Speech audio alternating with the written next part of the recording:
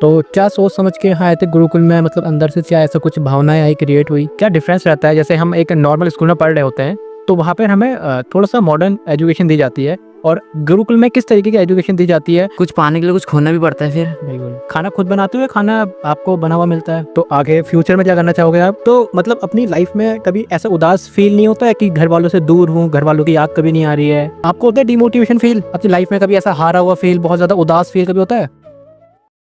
तो आज हम आए हैं गुरुकुल में एंड बहुत नई चीजें मैं आपको बता रहा हूँ यार। बहुत सारी चीजें हैं जो गुरुकुल के रिलेटेड में से क्वेश्चन लोग पूछ रहे थे। एंड हमारे साथ हमारा भाई भी है, हिमांशु।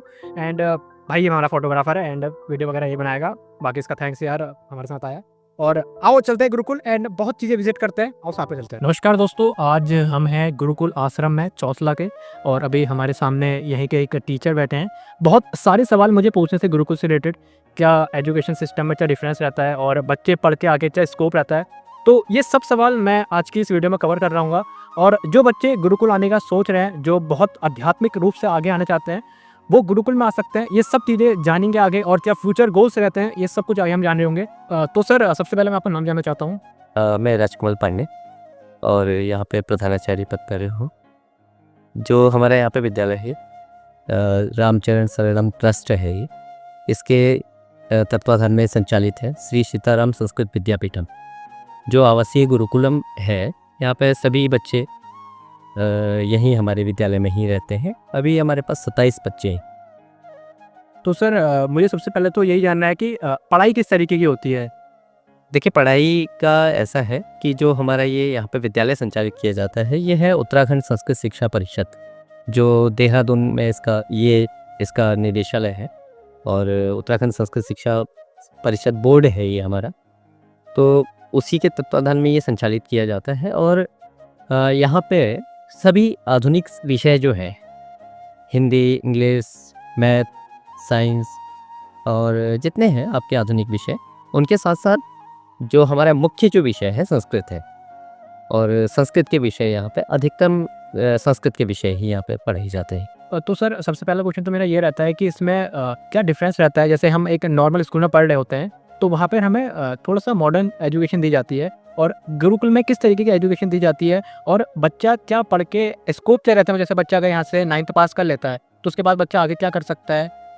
देखो, ऐसा है ना, स्कोप तो हर फील्ड से वैसे ही। जी बिल्कुल। आप आधुनिक से पढ़ेंगे तो आप सेम वही, क्योंकि अब जो आप जैसा करेंगे HM आदि आप जो भी कर सकते हैं।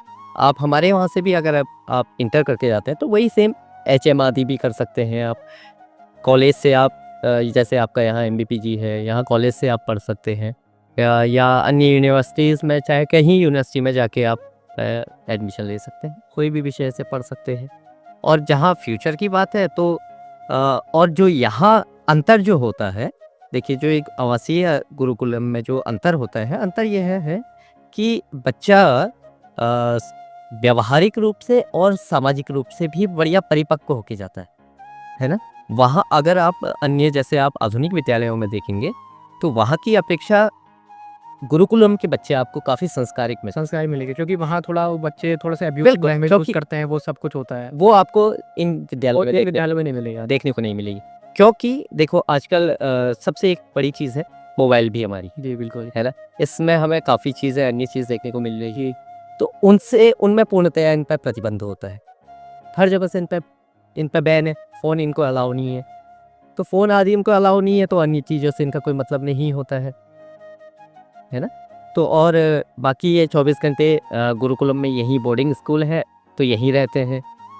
इनकी देख रेख शिक्षक रहते हैं यहाँ पे। हमारे प्रबंधक है स्वामी नयन दास जी, उन्हीं के द्वारा ये रामचरण शरणम जो ट्रस्ट है, इसके संयोजक प्रबंधक की है। तो आप भी यहीं का रहते हैं। और हमारे पास मैस है, तो मैस में बनाते हैं, उसमें भी वो भी यहीं रहते हैं।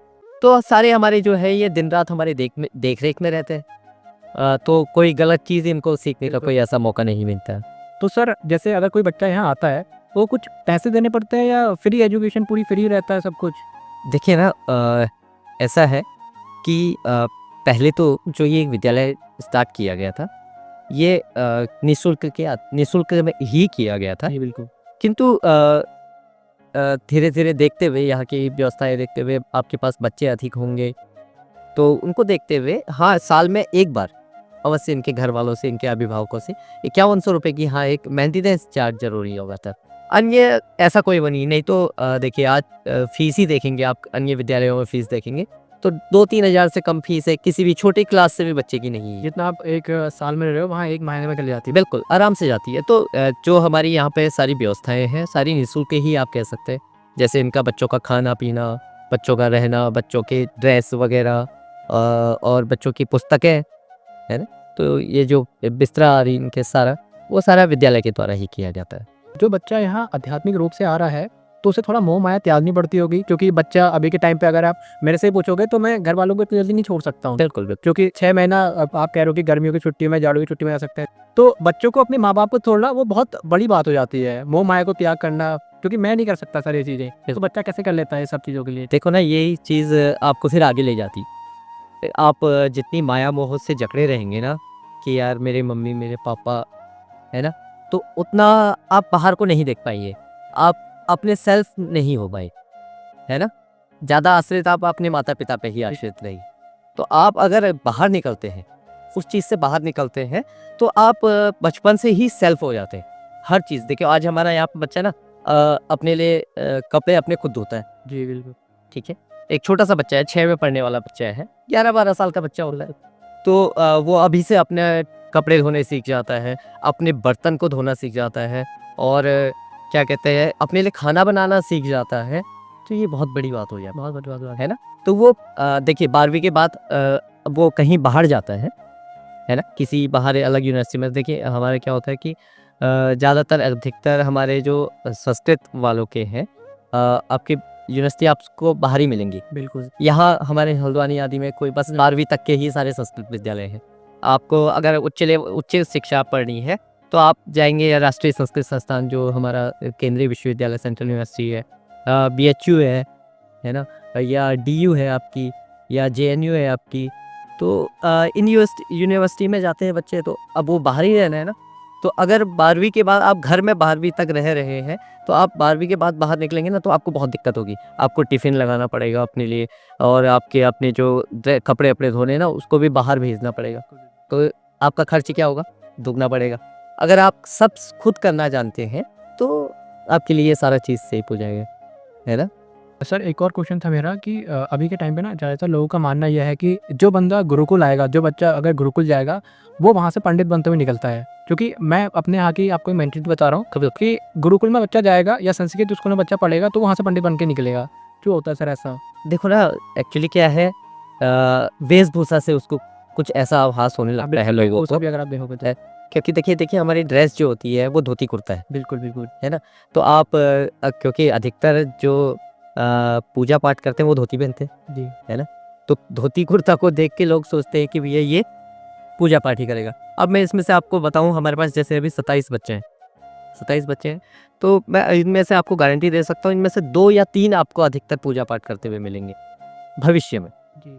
अधिकतर बच्चे आपको अन्य फील्ड में ही देखेंगे, है ना। तो ये लोगों की धारणा हो चुकी है कि संस्कृत पढ़ेगा तो वो पंडिताई ही करेगा, या तो अगर ये पंडिताई भी करेंगे ना बहुत सुंदर करेंगे, बहुत स्पष्ट करेंगे, क्योंकि देखिए इनके पास जो संस्कृत का ज्ञान हो रहा है ना वो बच्चे बचपन से सीख रहे हैं, बिल्कुल, है ना। आज क्या होता है देखो, आपको बहुत जगह बहुत अशुद्ध बोलते हुए ब्राह्मण मिले, बिल्कुल अशुद्ध बोलते हुए सारे मंत्रों का अशुद्ध उच्चारण करेंगे। आप अभी इनके मंत्रों को सुनेंगे तो आपको खुद ही अच्छा लगेगा कि हाँ अच्छा बड़ा ज़बरदस्त मंत्र पढ़ रहा है ना। तो बहुत चीज़ें हैं, लोगों की धारणा हो चुकी है कि ऐसी, लेकिन ऐसा है नहीं। क्योंकि आप यहाँ से जाएंगे ना किसी भी फील्ड में, अब देखिए हम ही ने किया, हम अपना मैंने भी गुरुकुल से ही पढ़ा था, रानीखेत में ऐसी राम मंदिर राम संस्कृत विद्यापीठम। अब कुछ क्वेश्चन हम बच्चों से ही पूछ रहे होंगे यार कि कैसा उनका गोल रहता है, क्या उनका रूटीन रहता है। तो अभी हम एक बच्चे से बात कर लेते हैं यार इसके रिगार्डिंग। तो भाई आपका नाम क्या है? मेरा नाम हर्षित भट्ट है। हर्षित भट्ट, कहाँ के रहने वाले हो आप? गोलापार बागजना। सबसे पहला तो क्वेश्चन ये रहेगा कि आपने क्या सोच समझ के गुरुकुल आए थे, मतलब ऐसा क्या दिमाग में था आपके आपको गुरुकुल आना है? क्योंकि मैं जिस स्कूल से आता हूँ कि मुझे उस स्कूल को, मॉडर्न स्कूल को छोड़ने का मन नहीं करता, तो आप गुरुकुल में किस तरीके से आए? क्योंकि मैंने पहले ही गुरुकुल से पढ़ा था ना, ये गुरुकुल से आपने पढ़ाई की है, मतलब आपको आध्यात्मिक चीज़ें बहुत जानना पसंद है, रुचि है उस चीज़ में आने की। कोई मंत्र सुना सकते हो आप कुछ ऐसा? हाँ, जो सुना सकते हो। ओम सहस्रशीरेख पुरुकः सहस्राक्षः सहस्रपाता सभूमिगुं सर्वतस्थित्वा तिष्ठदशाङ्गुलं पुरुख एवेदगुं सर्वं यद्भूतं यच्च भाव्यम् उतामृतसे सानो जदन्नेन आतिरोहति। और एक और क्वेश्चन रहेगा मेरा, क्या आपको अपने घर वालों की याद आती है? नहीं, दोस्तों के साथ ही। मतलब घर वालों की बिल्कुल याद नहीं आती है आपको? नहीं। तो और जाते कब हो आप कभी घर पे ऐसा? घर कभी अगर कुछ जैसे पूजा वगैरह हो गई तो इसमें छुट्टी मिल जाती है, जैसे और वरना गर्मी और गर्मी में। हाँ। और जैसे बर्थडे वगैरह हो गया तो यहीं सेलिब्रेट होता है? हाँ, बर्थडे सब यहीं सेलिब्रेट। केक वगैरह सब सेलिब्रेट यहीं होता है? केक आता है बट उसको काटा कुछ नहीं जाता है। तो फ़ोन वगैरह भी यूज़ नहीं करते हो? फोन कुछ। और लैपटॉप वगैरह कंप्यूटर वगैरह चलाते हो आप? हाँ, वो सिखाते हैं। सिखाते हैं। नाम क्या आपका? जतिन मेलवाल, तो कहाँ के रहने वाले हो आप? लामाचौर। गाँव। तो क्या सोच समझ के यहाँ आए थे गुरुकुल में, मतलब अंदर से क्या ऐसा कुछ भावनाएं आई क्रिएट हुई? मम्मी पापा ने फोर्स किया कि यहाँ जाओ, कुछ अच्छा सीखोगे, संस्कार सीखोगे अच्छा। और आगे की लाइफ बन जाएगी तुम्हारी, कुछ सीखो, संस्कार सीखोगे। तो जैसे अब अगर आप क्वालिफाई कर लेते हो इस गुरुकुल से, तो आगे का क्या गोल है आपका? क्या बनना चाहते हो ऐसा कुछ? यही पंडिताई। पंडिताई होना चाहते हो आगे बन के? हाँ। मतलब ऐसा कोई अध्यापक बनने का कुछ नहीं, सिर्फ एक आपको पंडित वाली एरिया हो गया। और फ़ोन वगैरह भी कुछ यूज़ नहीं करते हो? गेम फ़ोन की गेम घर जाती घर में। फ़ोन मतलब यूज़ करते हो? यहाँ तो नहीं करते। यहाँ फ़ोन बिल्कुल यूज़ नहीं। तो यहाँ कुछ गेम वगैरह खेलते हो? हाँ, वॉलीबॉल है, क्रिकेट हो गया, कैरम, चेस, लूडो, ये सब। मतलब आपको कुछ ऐसा रहने कोई परेशानी नहीं है, दिक्कत? नहीं, और घर वालों की बिल्कुल याद नहीं है? कुछ पाने के लिए कुछ खोना भी पड़ता है फिर। बिल्कुल। अभी एक और बच्चे से हम कनेक्टेड हैं। सबसे पहले नाम क्या है आपका? धीरज शर्मा। जैसा आपका? धीरज शर्मा। दिनेश शर्मा। तो कहाँ के हो आप? हम कमला गाजा। दोनों भाई हो? हाँ। आने का कैसे सोचा? घर वालों का मतलब कुछ घर वालों का योगदान था या खुद से मतलब ऐसा आया कि घर वालों का था। घर वालों ने कहा? बिल्कुल। और एक और क्वेश्चन मेरा रहेगा कि खाना खुद बनाते हो या खाना आपको बना हुआ मिलता है? खुद बना हुआ मिलता है। बना हुआ मिलता जाता है, ठीक है। और बर्तन वगैरह खुद धोते हो? हाँ। घर वालों की याद? ना, घर वाले की कोई याद नहीं घर है। वालों की याद है। और गोल क्या है आपका लाइफ का, क्या बनना है आगे? पुलिस। पुलिस बनना है? हाँ। और एक और मेरा क्वेश्चन रहेगा कि अभी कौन सा सब्जेक्ट पढ़ रहे हो आप? हम व्याकरण। कोई ऐसा श्लोक सुना सकते हो आप इसका, या कोई श्लोक? हाँ, सुना था। बिल्कुल ऐसे। वागर्थाविव संपृक्तो वागर्थपतिपत्तये जगतः पितरो वंदे पार्वती परमेश्वरो। और लैपटॉप वगैरह सब चला देते हो आप? कंप्यूटर वगैरह सब यूज़ करना आता है? सीखते हैं। गेम वगैरह भी खेलते होगे? हाँ। यहाँ कुछ ऐसे outdoor game? Volleyball, carrom, ludo, chess. आपको यहाँ कुछ ऐसा बंक मारने का मन करता है, जैसे कि यहाँ से हम बाहर चले जाएं, इस टाइप का कोई मन करता है आपका कभी? बिल्कुल मन नहीं करता है।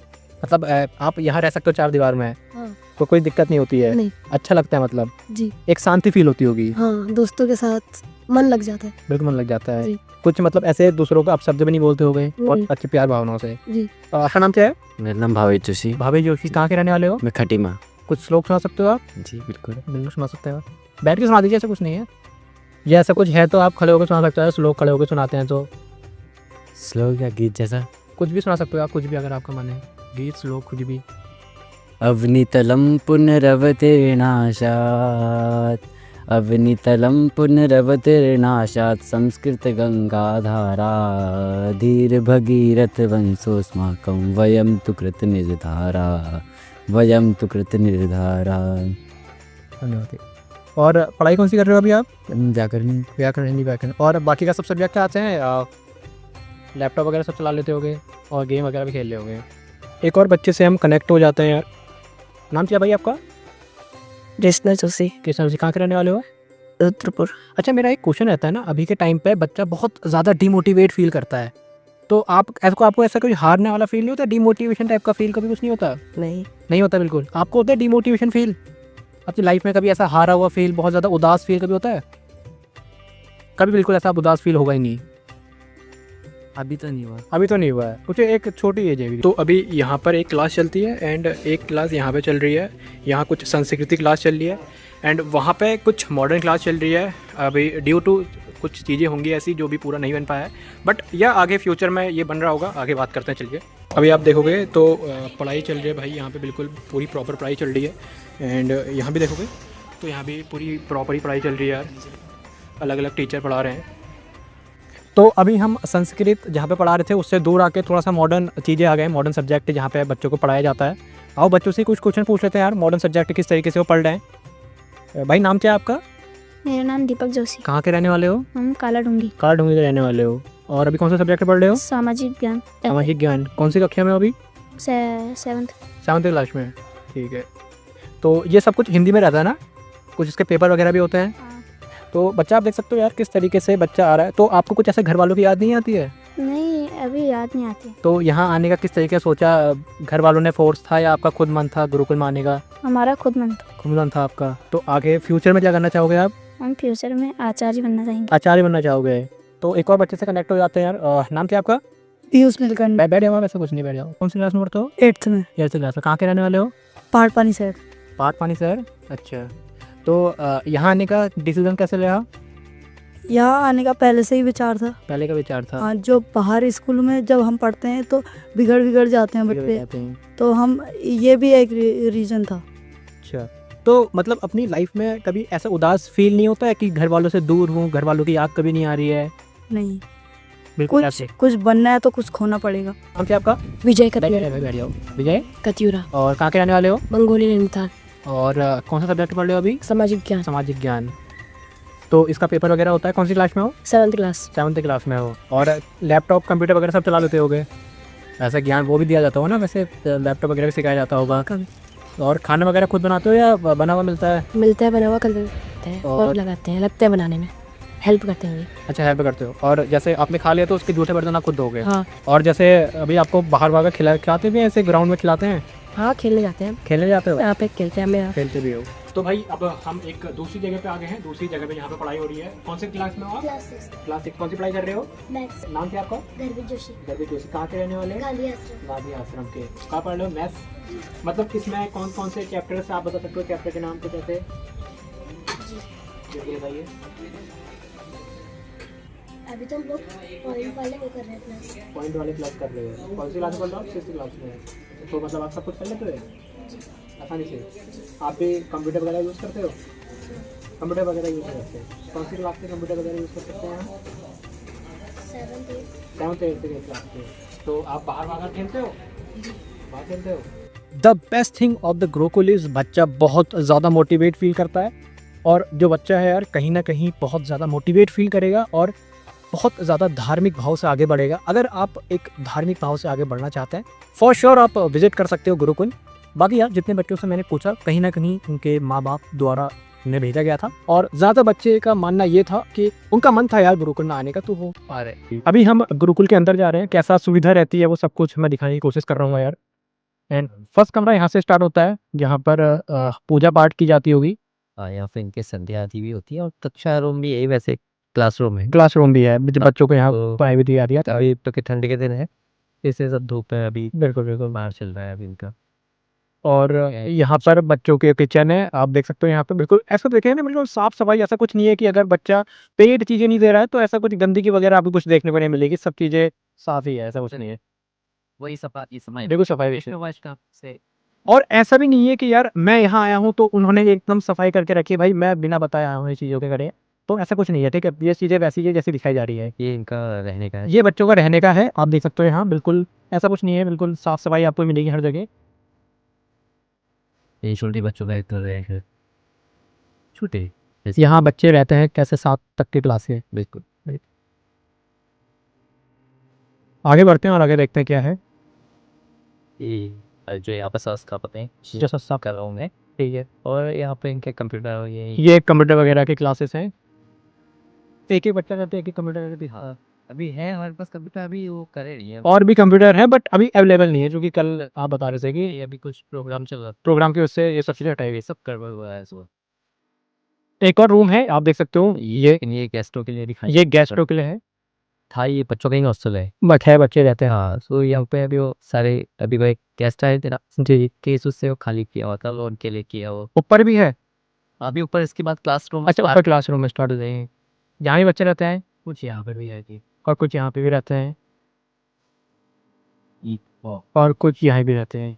मतलब सर ऐसा नहीं होता है ना कि जैसे जो बच्चा ज्यादा पैसे दे रहा है नहीं नहीं वो कहीं उसके लिए अच्छी फैकल्टी बनाई रखी है, नहीं कोई पैसे ऐसा मतलब पैसा ऐसा कुछ नहीं है, एक्स्ट्रा कुछ देगा भी नहीं, कोई मतलब अपनी श्रद्धा के हिसाब से अगर दे सकते हो आप दे सकते हो, वरना बस उसमें भी कोई मतलब नहीं है कि आपसे ज्यादा दे दिया तो बिल्कुल बिल्कुल बिल्कुल क्योंकि मैंने ऐसा सोचा ना कि अगर बेड रखा है तो फिर मतलब बच्चों के लिए ऐसा कोई चीज। वो गेस्टों के लिए था। अच्छा वो गेस्ट के लिए। हाँ क्योंकि अभी सभी बताया ना मैंने आप हाँ हाँ कल ही हमारा प्रोग्राम पूरा बिल्कुल किया बिल्कुल बिल्कुल बिल्कुल। तो इस उससे ये ऊपर भी तो बन रहा है, ऊपर है अभी स्टार्ट नहीं अभी स्टार्ट नहीं हुआ, तो यही कुछ क्लासेस हैं। जैसे ये यहाँ इधर बाथरूम वगैरह है, ये बाथरूम वगैरह है, टॉयलेट बाथरूम इधर ही सोलर गीजर लगाए इनके लिए ऊपर ही छत में है। सोलर गीजर भी लगा है यार, एक बहुत बड़ी बात हो जाती है। और यहाँ पे सिंक भी है, बच्चा हाथ वगैरह धो सकता है। ये है सिंक, साफ पानी है, ऐसा कुछ नहीं है जो गंदा पानी है, साफ पानी सब तो प्योर ही चीज़ है भाई। और बच्चे की पढ़ाई स्टार्ट हुई, याद देखते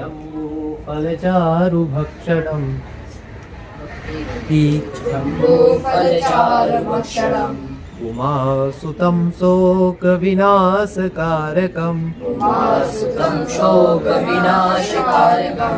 आप यहाँ का नेचर भी देख सकते हो, पीछे बैकग्राउंड कैसा है भाई, प्यारा सा नेचर है। गाय आप देख सकते हो भाई, गाय वगैरह सब पाल रखी हैं एंड बहुत प्यारा नेचर आप कह सकते हो, बहुत दिल लुभाने वाला नेचर। अगर आपको देखना है फॉर श्योर विजिट यार। बाकी मैं अभी लास्ट आपको एक इंटरव्यू दिखा रहा हूँ बाबा जी का। अभी हम कनेक्टेड हैं यार इसी गुरुकुल के संस्थापक के साथ। सर नाम क्या है आपका? मैं स्वामी नयन दास और रामचरण शरणम ट्रस्ट का भी संस्थापक हूँ मैं, और साथ ही श्री सीताराम संस्कृत विद्यापीठम जो हमारा ये गुरुकुल है जी उसका मैं प्रबंधक हूँ। प्रबंधक हूँ जी। तो सर कैसे आइडिया आया इस गुरुकुल को खोलने का, मतलब किस वजह से आपने इस गुरुकुल को खोलने का सोचा? देखिए ऐसा है कि जैसे कि हमारा भाई हमने आध्यात्मिक एक जीवन चुना है, तो आध्यात्मिक जीवन चुनने के साथ साथ अपनी भी एक इच्छा थी और हमारे पूज्य गुरुदेव की इच्छा थी कि हम संस्कृत के क्षेत्र में जो हमारी मूल भाषा है, जो हमारी देववाणी है संस्कृत, उसकी दिशा में हम कुछ कार्य करें। तो इसीलिए ये विचार आया कि एक संस्कृत विद्यालय यहाँ आश्रम में खोला जाए और जिससे कि बच्चों को शिक्षा दीक्षा जो हमारा संस्कृत की है, अध्यात्म की है, जो पुरातन समय से चला आ रहा है, तो उसकी दी जाए। तो आपने भी अपने घर वालों को छोड़ रखा है? देखिए छोड़ा नहीं है, और विरक्त जो एक हमें भगवान ने एक सौभाग्य दिया है जी। कि हम समाज के प्रति, हम अध्यात्म में के द्वारा कुछ समाज में अच्छी सेवा कर पाए, जिसके लिए गृहस्थ जीवन में रहकर हम ये नहीं कर सकते थे, क्योंकि गृहस्थ में और जिम्मेदारियां भी होती हैं। तो ये भगवान के द्वारा प्रदत्त जीवन है, जो जैसी डेस्टिनी थी वैसा भगवान के द्वारा किया गया, और हमें ये स्वीकार है और हम कर रहे हैं समाज में जो भी हम अच्छे से अच्छा कर सकते हैं।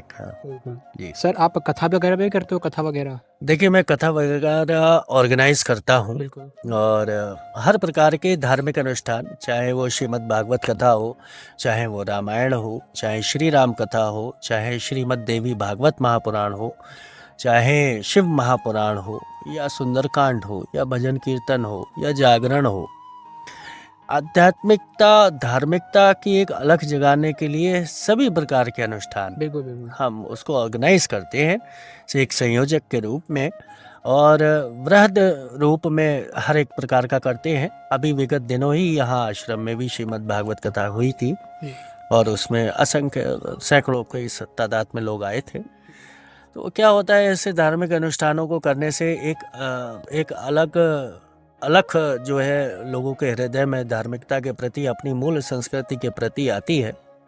यही हमारा उद्देश्य भी है। और सर मेरे को एक और चीज़ जाननी थी कि किस टाइप का बच्चा यहाँ पढ़ने के लिए आता है, क्योंकि मैं अगर सिक्स्थ तक वहाँ अगर एक मॉडर्न एजुकेशन ले रहा हूँ तो मेरा मन नहीं करेगा कि मैं अपना सब कुछ छोड़ के यहाँ आ जाऊँ। तो किस तरीके का स्टूडेंट यहाँ आएगा? क्या एक गरीब इंसान यहाँ आएगा, या एक धार्मिक इंसान जिसको बहुत ज़्यादा धर्म से रिलेटेड बहुत कुछ जानना है, उस टाइप का स्टूडेंट यहाँ आएगा?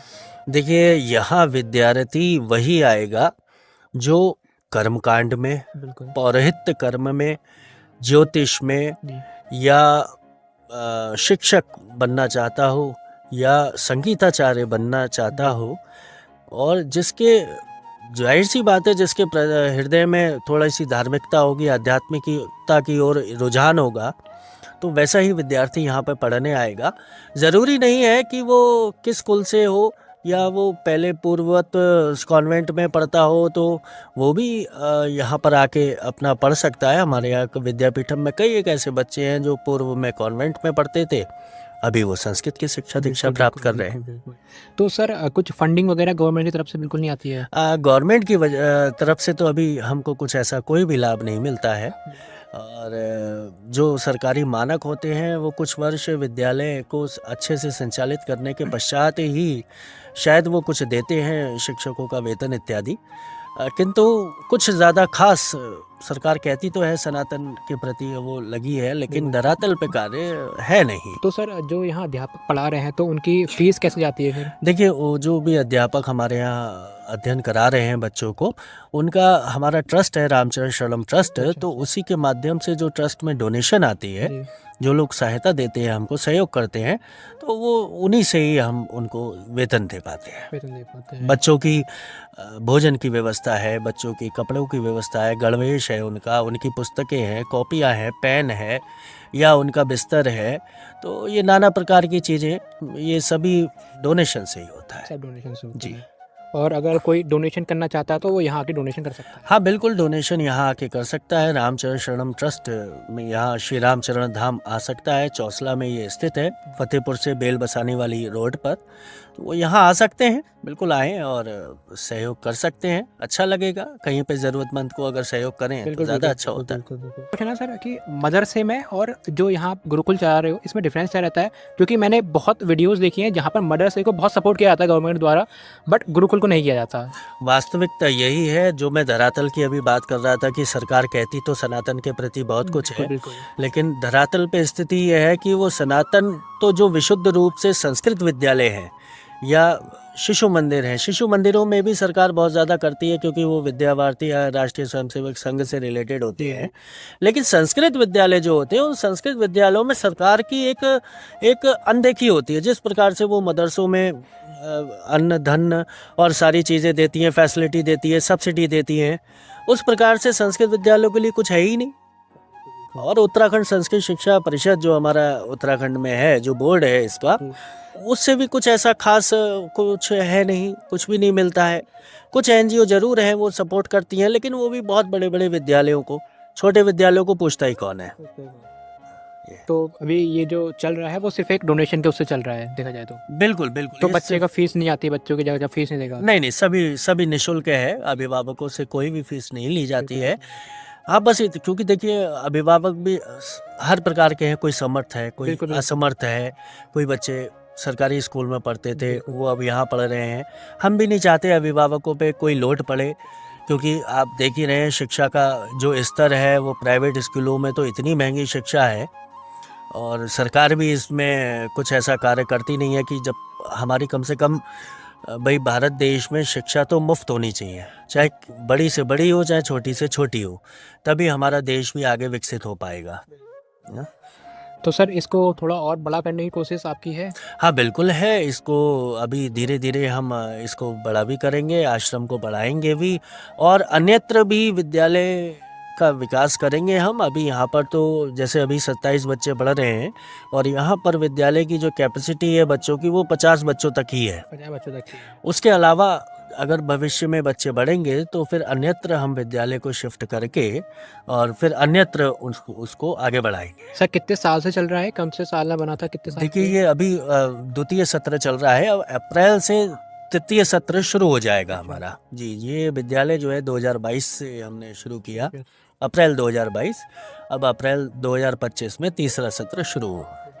Thank you so much sir, आप हमारे साथ कनेक्टेड हुए। ठीक है, जय श्री राम। जय श्री राम सर। हमारा गुरुकुल का एक छोटा सा विजिट जहाँ पर हमने बहुत चीज़ें सीखी हैं। यहाँ पर मैंने ये भी सीखा कि गुरुकुल में आकर सिर्फ इंसान पंडित नहीं बन सकता, और अगर आपको अध्यात्म के पीछे रुचि है तो आप ज़रूर विजिट कर सकते हो। 1 अप्रैल से यहाँ एडमिशन भी शुरू हो जाएंगे, आप ज़रूर आ सकते हो यार। अगर आपके बच्चे बहुत ज़्यादा धार्मिक भाव से आगे बढ़ना चाहते हैं तो 1 अप्रैल से यहाँ एडमिशन शुरू हो जाएंगे, तो आप ज़रूर एडमिशन कराएं। और बाकी का अगर आप यहाँ फंडिंग करना चाहते हो, डोनेट करना चाहते हो, तो यहाँ आकर आप डोनेट भी कर सकते हो। अच्छा, यही था हमारा छोटा सा गुरुकुल का विजिट, जहाँ पर हमने बहुत चीज़ें कवर कर रखी, बहुत सारे क्वेश्चन थे, वो सब कुछ कवर कर दिए। तो तुझे कैसा लगा गुरुकुल में, क्या नई चीज़ सीखी? मुझे गुरुकुल बहुत बढ़िया लगा और यहाँ आना चाहिए हर किसी को, हर छोटे बच्चों को आना चाहिए। यहाँ के ये बहुत संस्कार सीख जाएंगे और उनके लिए बहुत ज़्यादा अच्छा हो जाएगा और आगे उनको बहुत ज़्यादा स्कोप भी मिल जाएगा। बिल्कुल बिल्कुल भाई, बहुत बड़ा मज़ा आया हमें, बहुत नई चीज़ें हमने सीखने को मिली जहाँ पर हम मॉडर्न एजुकेशन लेके आए हैं। उसके बाद जब मैं इस चीज़ों में विजिट किया तो बहुत मज़ा आया। आप भी विजिट कर सकते हो इस गुरुकुल में, डोनेट कर सकते हो। एंड मैं आपसे किसी और नेक्स्ट वीडियो में मिलता हूँ।